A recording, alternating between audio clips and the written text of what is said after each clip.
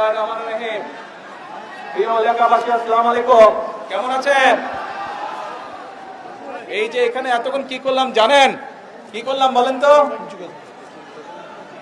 আপনাদের বগুড়াবাসী, বিশেষ করে বগুড়া শহরের মানুষের বহুদিনের একটি আশা ছিল, বহুদিনের একটি প্রত্যাশা ছিল যে বগুড়া শহরটি একটি সিটি কর্পোরেশন হবে। আমরা 2001 সাল থেকে এটির কাজ শুরু করছিলাম।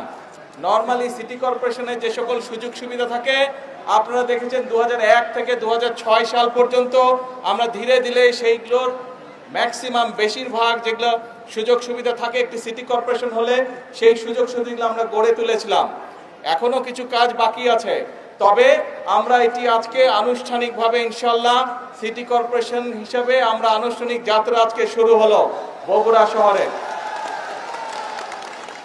আপনারা যারা বগুড়া শহরের অধিবাসী আপনারা খুশি? আরে শুনতে পাই না, জোরে বলেন খুশি। হাত তুলে বলেন দেখে খুশি নাকি? কিন্তু একটা ব্যাপার আছে, একটা না দুইটা ব্যাপার আছে। ব্যাপার হচ্ছে নিজের শহরকে কিন্তু নিজে পরিষ্কার রাখতে হবে। পরিষ্কার কিন্তু আপনারা রাখেন নাই। আমি আসার সময় ওই রাস্তা থেকে স্টেশন রোডে দেখলাম দুই পাশে অনেক ময়লা।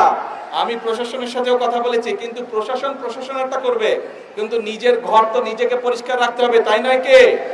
হ্যাঁ, এখন সেটা স্টেশন রোড হোক, গোহাইল রোড হোক, বনানী মাটিডালি হোক, ভিতরের রাস্তাগুলো হোক, যারা এই সিটি কর্পোরেশনের মানুষ, যারা সিটি কর্পোরেশনে আপনারা বাস করবেন, আমাদের নিজেদের শহরের যত্ন আমাদেরকে নিতে হবে, তাই তো? আমরা সবসময় আপনারা বলেন যে বগুড়া শহরকে একটা মডেল টাউন হিসেবে গড়ে তুলবেন, কিন্তু মডেল টাউন করতে গেলে তো শুধু সরকার একা পারবে না। এলাকার মানুষ, শহরের মানুষ যদি চেষ্টা না করে, শহরের মানুষ যদি একসাথে কাজ না করে, তাহলে তো সম্ভব না রে ভাই। আপনারা এখানে অনেকে ছোট ছিলেন, দেখেন নাই, আজ বড় হয়েছেন, কিন্তু মুরব্বী যারা আছে তাদেরকে জিজ্ঞেস করবেন 1 থেকে 6 পর্যন্ত আমরা কিভাবে মোটামুটি ভাবে শহরে বহু কাজ করেছিলাম।